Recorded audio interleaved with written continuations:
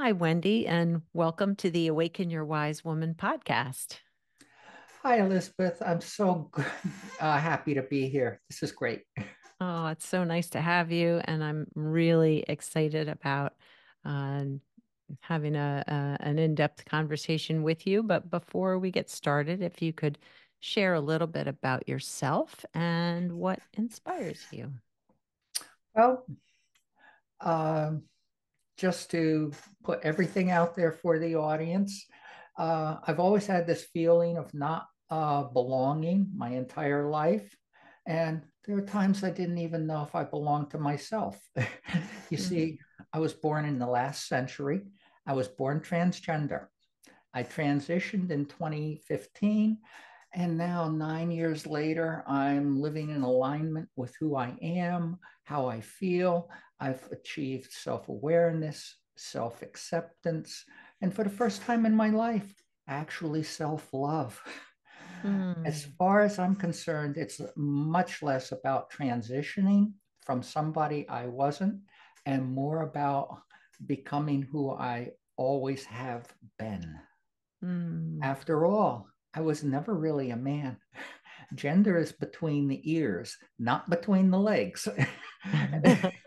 That's what they check you out when you're born. Yeah. And in terms of what I've learned over the last 9 years, everything that I've gone through facing this profound life change, Hmm. everything I've learned applies to everybody else facing life changes. We all Mm. go through the same thing. Yeah. It Yeah. all has to do with mindset. And as far as I'm concerned, all life change begins and is 80% between your ears. Yeah. Well, and I would imagine, I mean, you said born in the last century, but like as a child at that time, knowing that your gender, your sex didn't fit your gender, if I'm Mm-hmm. saying that right, Mm-hmm. that must have been a hard realization for you, your family. And I don't know Yeah. whether you knew that from what age. Yeah. I had a sense of it from around 3. Wow. And by the time I was 5, 6, I knew there was a difference between me and the girls that I was playing with when I went to go Mm-hmm. visit my mother's friends. I Mm-hmm. knew there was a difference. And by 10, I couldn't hold it back anymore. It was that powerful. Wow. And I told my parents. And I did that in my own unique way. Yeah. I dressed up in my mother's clothes, whatever I could find that would fit, did my Oh, makeup, did my nails, and waited for my mother to come home from grocery shopping and told her, I'm a girl. boy. And, you Mm. know, I've had to go through a lot over the last 9 years because um, I didn't actually, it caused a real fissure in my relationship with my parents, especially my father. He really wanted a son and went through all Um, kinds of hoops to get one and was delighted when I arrived. okay. But by age 10, that was very difficult with him. Yeah. He Yeah. was, I've come to the realization that both my parents were products of their generation. Yep. They were protecting me from society Yeah. Yeah. because they knew only too well that society would not accept the fact that this little boy, born and assigned male at birth based on my physical anatomy, didn't match how my brain was wired. Right. In the second trimester of birth, when sexual differentiation begins to occur, Mhm. it's not it's not common, but it's not uncommon either. Yeah. That something goes awry and the body goes with one gender and the brain goes with the other. Hmm. Yeah. And I'm convinced that's what happened with me from everything I've read. Yeah. And I struggled with that from age 10. Hmm. by the time another major pivotal point came in my life, graduating from college. Wow. What do you do with the rest of your life? That's another big change. Oh, And yeah. I was so miserable dealing with this. And again, it's something that I couldn't tell people. Yeah. It's a Yeah. secret. Yeah. And I was repressing this and hiding this with every fiber of my being. Yeah. I would imagine that.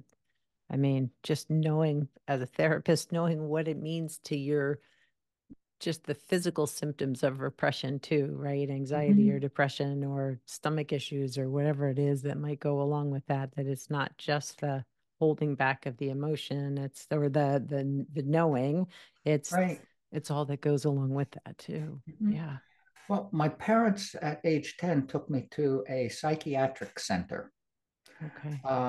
fairly well known. It was along the Hudson River between Beacon and Cold Spring, New York, about 50 miles north of New York City. Mm-hmm. And I'm sitting with the psychiatrist, and Mm-hmm. he's telling my parents, well, he's too young to diagnose as transsexual. I would say it's just some transvestism. Little boys do experiment.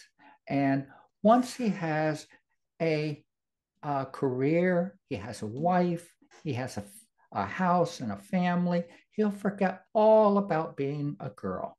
At Mm-hmm. age 10, I spoke up to the psychiatrist in front of my parents and Wow. said, no, I'm a girl. And I was taken from the room. I waited in the waiting room. We had 5 sessions or so. Most of them were with my parents. Okay.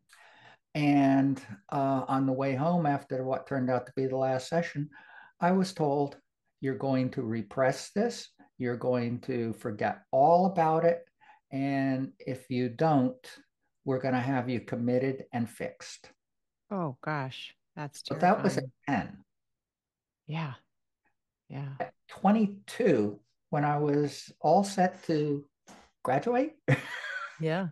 um, I found a psychiatrist who was willing to help me. Mm. Um, and I decided I need to do something about this. I can't continue living like this. It's too painful. Yeah, I would Um, imagine. Hiding, repressing, nothing felt right. I had been doing everything up to that point to check off the boxes to say that I was normal, Right, right. whatever that may Quote be. unquote fit in, right? I Yeah. always used to refer to it as normal. So, at any rate, the psychiatrist wanted to take me to a quarterly meeting of psychiatrists from around the Tri City area. The Okay. quarterly meeting, I go in as his case study patient that day.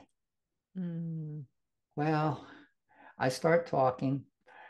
I no more than 5 minutes or less. And this one gentleman stands up. Now, there's about 15 to 20 psychiatrists, MD psychiatrists in this mhm. room, in a Yeah. hospital conference room. And he stands up and says, I'll see you all next quarter. I have seen and heard all I need to hear. Mm. And then looks at me and says, you're a freak. You should move to New York City and turn tricks like the rest of them. Oh my gosh.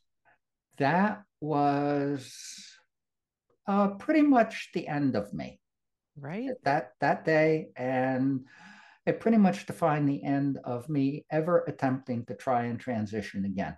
I'd been Yeah. coming out to local people that I knew. I had forced myself to go to an all men's college just to try and Wow. fit in. Wow. And you see how well that worked. Oh, So goodness. um, I found out from that, and keep in mind, this is back in the days way before PCs, way before cell phones, no internet. Try Yeah. and find information on this subject. right? No resources at your fingertips for sure. None whatsoever. And I'd been through my college library and a couple of neighboring university libraries looking for information, Yeah. and it was pathetically very little. It was a very taboo subject. Well, and even in the psychiatry realm, up until relatively recently, it's like there was something wrong with you Mhm. versus this is who you are, and we have to, like, this isn't a diagnosis, right? Well, from 20, from basically from age 22 to 2015. 2015 is when I hit another I had lots of dark periods during my life with I would imagine. depression, anxiety, fear, shame, guilt, everything. Yep. And I found out November or so of 2014, I was about ready to say, I'm all done. I'm tired of living. I'm tired. Mm. I just can't go on anymore. I had Mhm. everything all set up to kill myself. Wow. And I decided I've never gone on and looked online. I don't know if there's anything that's changed since back when I was 22. Yeah. And that's when I found out in 2012 the WPATH had successfully influenced the medical diagnosis to be a medical condition that you're Right. born with, Right. and it's now treatable with hormone therapy, and any necessary surgeries. Yeah. And that ended my desire to end it all right then and there. Mm. I went upstairs to my wife at the time and I said, remember what we, because after we'd been married for 4 years and I couldn't take it anymore. And I finally told her about this, expecting to be divorced. We didn't get divorced. She decided that as long as I didn't do anything about this, we'd stay together. So I said to her, remember what we talked about in 1978? Mm. And this is 2015. Right. Well, I'm starting therapy. I found out this has changed. I don't know where it's going to go. I don't know what I'm going to do, but I'm going to find a therapist. And I wrote to clinics all around the Montgomery and Bucks County area, the clinics, Yeah. looking for a therapist who would be willing to help me and work with me. Hmm. And in January of 2015, I went to my first therapy session, which was huge. Yeah.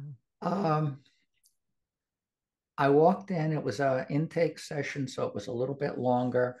Um, I felt a real connection going into that with Stephanie because of her profile, her Mm. picture. I could felt the connection with her. Nice. And that was just reinforced on first meeting. And I sat there and I literally, Elizabeth, I just poured my guts out. Wow. I hadn't talked to anybody about how I felt in 45 years. I can't even imagine holding that. So, I mean, I understand why, but Uh-huh. just the toll that takes on you to keep Oh that God, yes. hidden. Um, it's just huge trying to hide all of this. Yeah. And um, it just felt so good to really put it all out there and have somebody actually hear me say the words. At the end, I stood up to leave and we're exchanging comments back and forth. And as I'm going for the door, I look down at Steph and she's sitting there with my folder on her lap. Hmm. And she looks up at me and she says, what's your name? And I snapped back, Wendy. Wow. And immediately, to my joy, delight, amazement, she wrote, crossed out my male facsimile's name and Mm. Wendy on my file. From that point forward, I was Wendy. For the first time in my entire life, somebody actually accepted me for who I am without any need to really understand it, Yeah. just Just accept saw it. you. Yeah. Mhm. By my third session, I went as Wendy. Mm, I hadn't wow. I hadn't cross-dressed in over 30 years. Oh my I gosh. couldn't do that anymore. It just because my wife had given me permission to do that in private as long as it stayed our secret. Again, another secret. Right? Oh my gosh. And I hated cross-dressing. It hurt too much to take everything off because then I realized I wasn't being me. Right. Right. Right. It's like taking off the mask or whatever. That's exactly it. Mm, When I was dressed as Wendy, I felt real. I felt myself. It felt great, and I just mm. wanted to go see the world. Yeah. Yeah. Wow. But I don't think people can realize the depth and the power that this has over someone's psychological well-being. Oh my gosh. Yeah. I think that well, especially today, we are not living in a world where a lot of people are willing to sort of put themselves in other shoes, like to really empathize with what that would be like to have to, Mhm. well, hold those secrets, but to live your life as a lie almost, like, well, not even Right. almost, right? I I mean, had I had a client in 2022 that opened up her first session with me. Uh, I'm scared. I'm tired of living a lie, and I have no clue what I'm doing. She'd been mm, cross-dressing for years and experimenting and wondering and everything. Um, she was angry, depressed, all of the same feelings that I had. yeah, I bet. And my response to her when she said that to me was great. That's why you're here. Let's get to work. We're going to fix all this. Yeah. Oh my And gosh. what I discovered with myself and with some guidance from my therapist, and then I took it and ran with it from there, Mm-hmm. was what I call the internal work, Mm-hmm. changing the thoughts and the emotions that you have on a daily basis that say, you can't do this. Right. Change those to be more supportive of you going forward. That Mm, changes your beliefs. yeah. And once those beliefs start to, the old ones that you were carrying that said, I'm too old, I can't do this, Yeah. uh, I'll never be able to pass, Right. or any of those feelings, once we get rid of those, it's amazing how everything just begins to evolve. I went from uh, scared to death, no clue how I was going to do this, to living full time in my own apartment as Wendy in 6 months. Wow. Wow. And so, if you don't mind my asking, how old were you when this beginning of your, transition began? Well, I was 67, Okay. Yeah. Yeah. And and I really don't believe there's any such thing as being too old. well, I mean, honestly, I swear, I think I say that on the podcast or within my group practice or in my practice too, that with clients that like if life needs to change, it can, right? Or if we need to change, we can. Like there's no time limit on healing, on living more authentically, making big changes. Like, yeah, it should happen. Even Mm-hmm. when you're, especially when you're 67, if you've been waiting all your life for it to happen, right? Or Yep. hoping that it could. Well, one Yeah. of the other things I always dreamed of was because Elizabeth, I would fall asleep at night as a little kid. Um, my parents were active in the Methodist Church, so I Mm. did Sunday school and all that other happy stuff. Yep. And I would fall asleep at night praying to wake up, and my body would be different. I didn't really know what it needed to be, but I just knew the way it was was not me. Right. Right. And that my closet would be filled with dresses and skirts, and I would be a girl. Mm. And I even had a high school friend ask me, "Well, if your parents had agreed to let you, be a girl, would you have done it back then?" Oh Mm. yeah, Yeah. I really needed to. Yeah. This was very strong in me. Yeah. No, I feel that, and um I'm curious as to how this new part of your life has impacted just your overall well-being. Uh, I saw my therapist for 5 years. Mm. During the last, I'd say 2.5 years, it was like on a monthly basis. I Hmm. called it my check-in.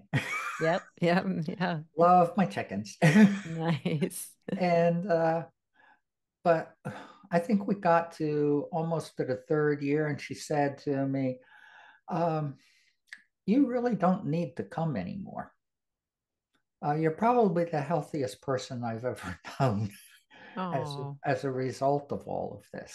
yeah. But what I learned was how to control my thoughts and my emotions, and how to shift all of those to be supportive of me so that I could just go forward. And when I meet people, put out the energy that welcomes them. And that's so different from the way my male facsimile was. Mm. He was miserable.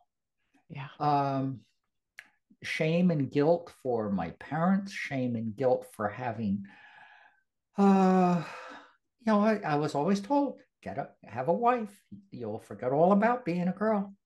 Well, every girl that I ever dated and wound up telling about this because I just wanted to be upfront with them. Of course, they left, Yeah.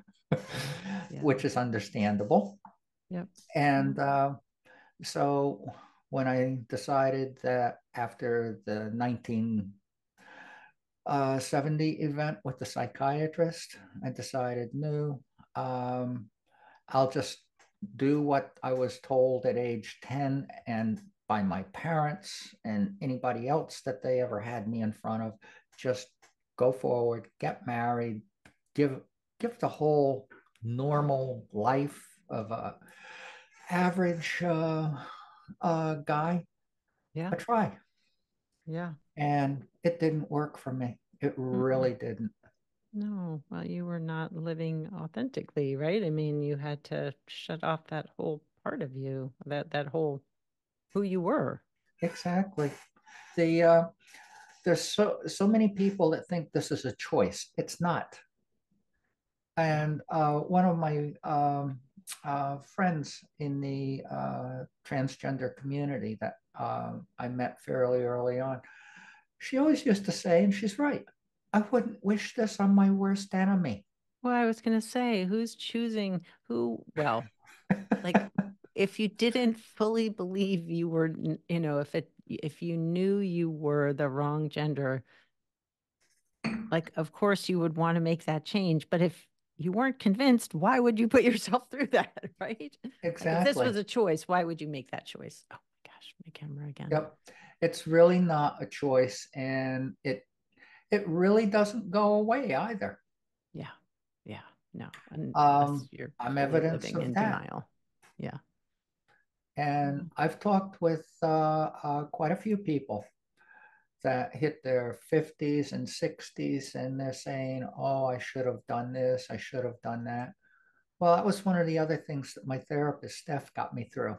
Mm. During our first 2 sessions, the guilt and the shame. Yeah. The guilt for having um, lied by omission to my Mm. wife. Mm. Yeah. We were married for 40 years. Wow. Wendy, oh my But gosh. Wow. Yeah. And I told her 4 years into it, and we just didn't get divorced. She had her reasons, and I had mine. Mine were hopeless, hopelessness and feeling that there was nothing I could do about this. Right. There were no choices other than to live this life. Yeah. Actually, that psychiatrist in 1970 was right. My options were very limited. Move to a major city, preferably San Francisco Mm-hmm. or New York, Manhattan, Mm-hmm. and live underground. Right. Right. What I've since found out is there, in both places, there were a large community. Yeah. Yeah. But I've talked to quite a number of other people in their 50s and 60s about doing this and all, and they didn't do it either for the same reason I didn't. I really, at that point in my life, wanted to have something in the way of a career and a life that was part of society. Yeah. Yeah. Well, that's what we're told we're supposed to do, right? I mean, that's the American dream is to, yeah, get a job, be contributing member of society, show up, Mhm. dress the way you're supposed to. Doing all the things you're supposed to do. Yeah. And Yeah. that was not me at that point. So, yeah, Yeah. I got by Yeah. and I did everything I needed to do just to survive. I was not social. Mm.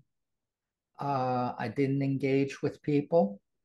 And my male facsimile would have never spoken in public like I do now, or much less come on all these podcasts and be totally candid and open. Yeah. Yeah. Well, I'm so glad that you are coming on podcasts and being open. I'm curious too, like I I mean, the culture around difference today, just even around being a woman, feels incredibly threatening, and transgender rights are being challenged and questioned at every turn, it feels like, across the United States at least. How is that impacting you today? Just, not necessarily personally, but just your overall well-being and how you're feeling. Well, one of the things that when I'm working with somebody going through this and changing their whole mindset around as they get started, Hmm. mindset is critical Yeah. because it's our thoughts, our emotions, and our beliefs that will block us from seeing what's possible for us. Yeah. Yeah. And once we start changing that, the next thing is to get them used to being in public. Mm. And I have ways of doing that, which involves what I call life tests. Mm. Go out and try something Hmm. and keep it simple and all. In the community, they use the word passing a lot. Do I Okay. pass as a woman? Hmm. I don't like that word. Okay. It implies failure. Yeah. It has negative connotations like you're fooling somebody. Right. What I do is I teach them behaviors and mannerisms, differences between male and female. Mm. There's a whole slew of those. And Sure. the what I set for my personal goal going forward when I started in 2015 was I don't know if I can do this, but all I want to do is just blend in as any other woman in everyday life. Yeah. Keep it that simple. And then with the continuum of gender, Hmm. as long as you are in the 50% mark or a little bit above, you're going to blend in just fine. Mm. You don't have to be perfect. The word passing means, in some respects, perfection. That's true. Whereas, Like, because if you're not passing, you're failing, right? uh-huh, but Yeah. if you're just blending in and all, you're going to have a good time with it. And that's one of the things that I encourage is let's enjoy this. Mm. Uh, I see people that are doing this on their own, Hmm. and even with a therapist at times, they're still winding up getting scared. Sure. Um, and what I do is tell them what they're going to face when they go out to try this next life test, when they go out to do their legal name change. I prep them for everything they're going to go through. Here's what you say, here's how you, and don't worry about presenting yourself to another person. Mm, It's, it again also depends on where you are in the country, but absolutely, for sure. Yeah, yeah, yeah, but yeah, um, it's all very doable, very can be very exciting to do that. As far as what's going on in the country with the laws that people are trying to pass and all of that, yeah. this is one of the reasons why I'm putting myself out very visibly and consistently Mm, is I want to inform and educate people in society who are open to listening to what I have to say yeah. and hopefully change some perspectives. Hmm. And I don't expect people to understand me. If Mm, you've never woken up in the morning and looked at yourself in the mirror and questioned your gender, most people never do that. yeah, I'm yeah, yeah, sure most people never get up and say, I should have been a girl, or I should have been a man. yeah, yeah, That's not common. So unless you've actually had that experience, I don't expect anyone to understand this. yeah. What I want to do is give them the knowledge and the experience that I've encountered Hmm. to show them that this is real. It's not a choice, and it's who I am. Yeah, yeah. Well, I really, really appreciate your coming on the podcast and sharing your story and your wisdom. If there was a piece of wisdom you thought was important to share with the listeners, what would that be?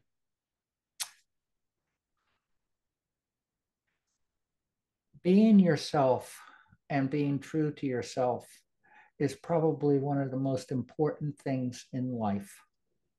And going through the last 9 years has not only changed my entire mental outlook on myself and on people around me, Mm, it's also had a significant and positive effect on my overall physical health. I bet. I'm not churning up all that anxiety and all those emotions that trigger the body to produce all these Yeah. Cortisol chemicals and yeah, and yeah, right. neuropeptides and everything else that get produced. Yeah, So yeah. um, I've I've lost almost 70 pounds Wow. in weight over the last 9 years. I've uh, no longer type 2 diabetic, Mm, no longer have the blood work problems that I had. Everything comes back clear. isn't that And something? I'm far more social than I've ever been in my entire life. Yeah. Well, you seem very at ease in who you are. But I know being yourself and being true to yourself is so important for your life to, in your life, to be able to achieve what you need to achieve and your purpose. I am taking this as, putting myself out to talk with people is my purpose. Mm, And if I can leave behind some legacy of knowledge of what it's like to have lived for 67 years in the wrong body. yeah. As at 69, I went to NYU Medical Center and I had surgery with Dr. Rachel Bluebond and Dr. Lee Zhao. Wow. And I that was one of the most exciting days. I literally ran into the hospital. Oh my gosh. And on a follow-up visit, I think it was my second follow-up visit, Hmm. I, you know, I drive to Hamilton, New Jersey, take the New Jersey Transit up to Penn Station, get out, cross 7th Avenue, and I'm walking down 30th Street, and I go by this uh, whole block is all black glass, highly Mm. reflective. And I'm Uh, standing there in the middle of the sidewalk. Everybody's walking by. I'm just amazed. oh, Wow, you finally did it. You're finally you.